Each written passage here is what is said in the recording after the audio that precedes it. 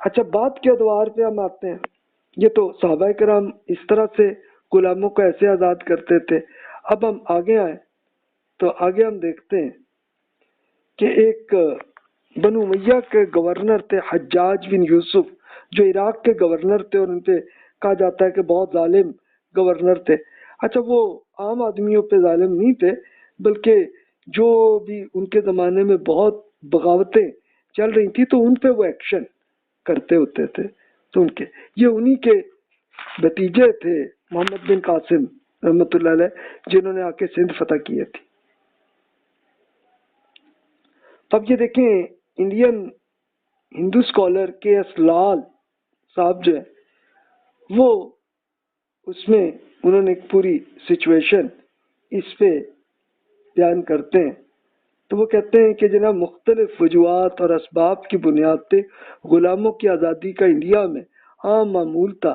مثال کے طور پر جو شخص رمضان میں روزے رکھے تو اس کے لیے بہت سے انعام ہوں گے، لیکن اگر کوئی جان بوجھ کر روزہ توڑے گا تو ہر روزے کے بدلے اسے ایک غلام آزاد کرنا ہوگا. اسی طرح جب شاہ جہان بیمار ہوا تو اس کی بیٹی نے متعدد غلام آزاد کیے اور انہیں اپنے باپ کے گرد پھیرے لینے کا حکم دیا تاکہ وہ اس کی بیماری اپنے ساتھ لے جائے.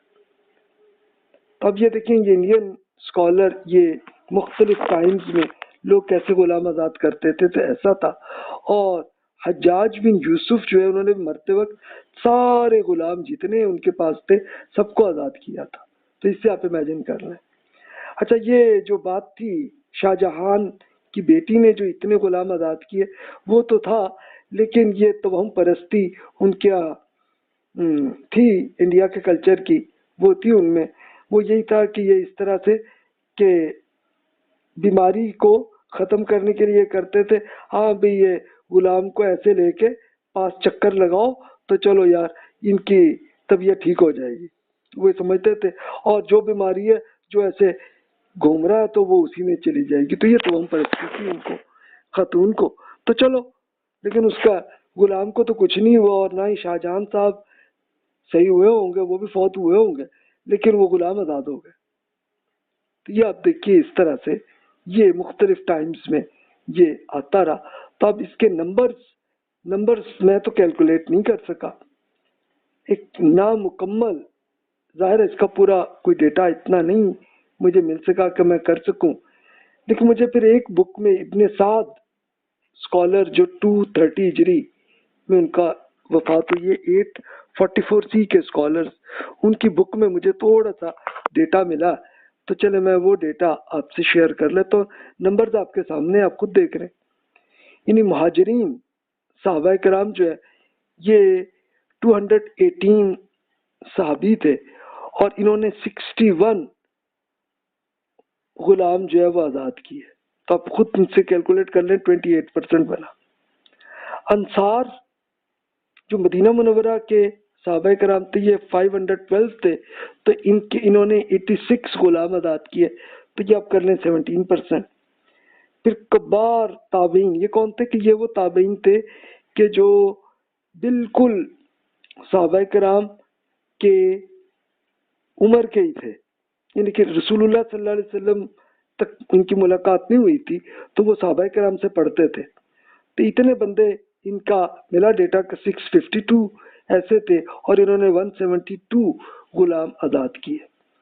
اور صغار تابعین یعنی یہ وہ تابعین تھے کہ جو صحابہ کرام کے زمانے میں بچے تھے. تو ان میں سے 238 ایسے بندے ملے کہ جنہوں نے 46 غلام آزاد کیے. تو 19% کر لیں، اب خود ہی کیلکولیٹ کر لیں. اب یہ ظاہر ہے کہ تمام صحابہ کرام اور تمام تابعین کے نمبر اتنے نہیں ہوں گے، اس سے کہیں زیادہ ہوں گے. تو اس سے خود ہی اندازہ کر لیں کہ اوور آل کتنے غلام آزاد کیے ہوں گے.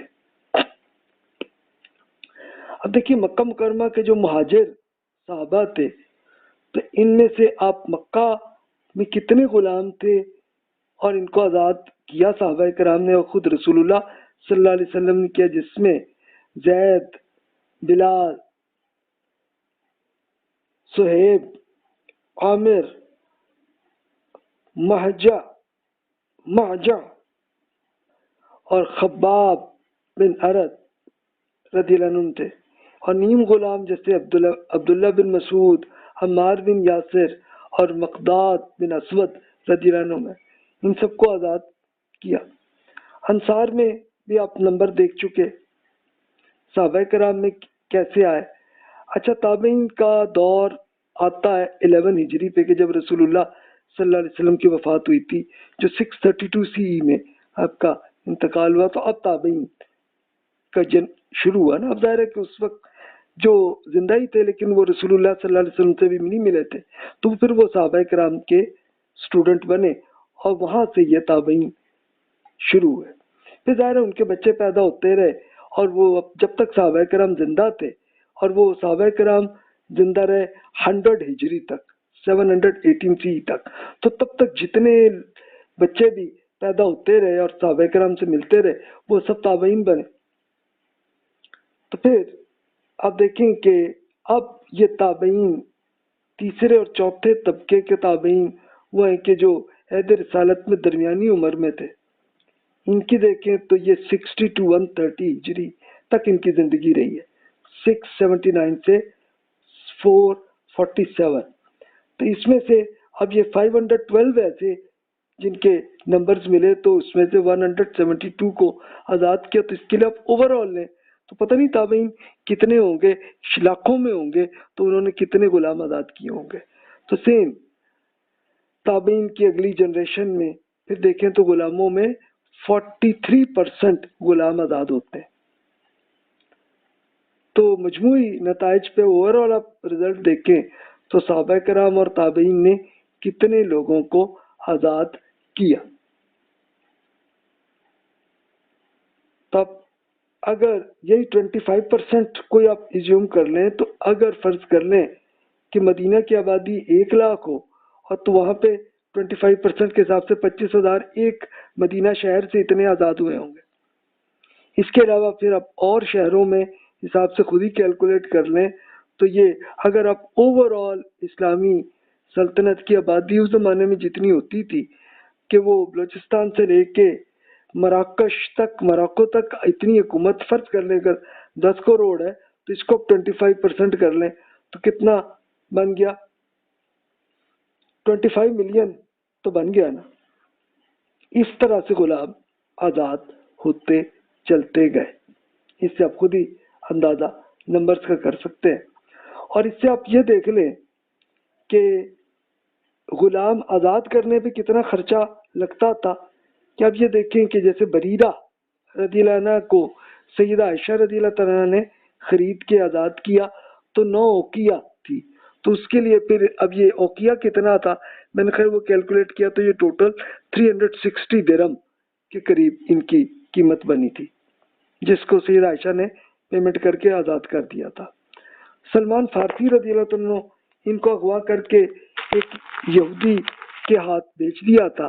तो वो मदीना में थे, और जब रसूलुल्लाह सल्लल्लाहु अलैहि वसल्लम मदीना पहुंचे तो इनसे मुलाकात हुई, ये ईमान लाए। तो उसी दिन रसूलुल्लाह सल्लल्लाहु अलैहि वसल्लम ने 300 दिरहम पेमेंट करके इनको आज़ाद कर दिया था। अच्छा, ये अब रसूलुल्लाह सल्लल्लाहु अलैहि वसल्लम के ज़माने के नंबर है।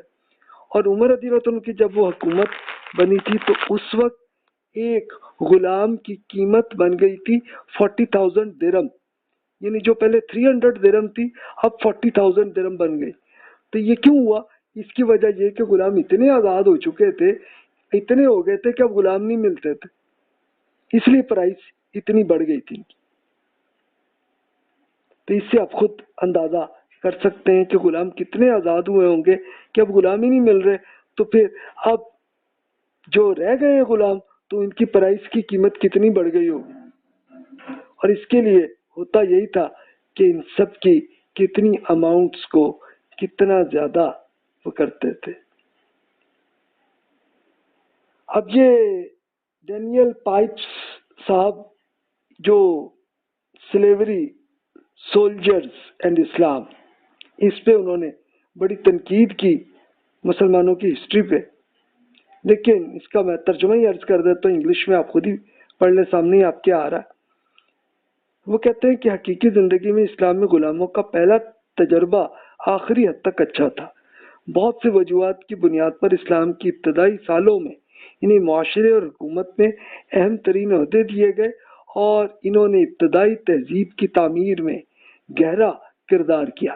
اسلام کے علاوہ اور کس معاشرے میں ایسا ہے کہ غلاموں نے سیاست، حکومت، جنگ، مذہب، آرٹ، دستکاری، موسیقی، شاعری، گرامر اور عمومی تعلیم میں اتنا اہم کردار ادا کیا؟ غلاموں نے انسانی زندگی کے ہر معاملے میں گہرا اثر و نفوذ حاصل کیا اور ان کے نام مسلمانوں کی ابتدائی تاریخ اور ثقافت میں غیر معمولی شہرت اور مقام اور مرتبے کے حامل ہو سکے۔ اب یہ ڈینیل پائپس وہ صاحب ہیں کہ جو مسلمانوں کی ہسٹری پہ تنقید کر رہے ہیں، لیکن وہاں پہ بھی غلامی کے معاملے میں انہوں نے کیسا مثبت رویہ انہوں نے اختیار کیا۔